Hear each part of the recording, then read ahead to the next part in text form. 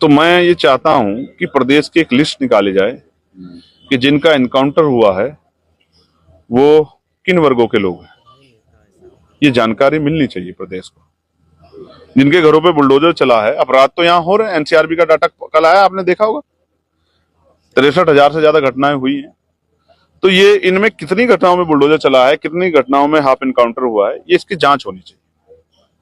मैं बुलडोजर के किसी कीमत पक्ष नहीं। सोचिए, आपने अपराध कर दिया है तो उसकी सजा आपके पूरे परिवार को नहीं मिल सकती। घर बनाने में बहुत समय लगता है, घर तोड़ने में बहुत कम समय लगता है, और फिर अगर बाद में वो आदमी दोषी नहीं पाया गया तो आप कहां से बनवा के दोगे?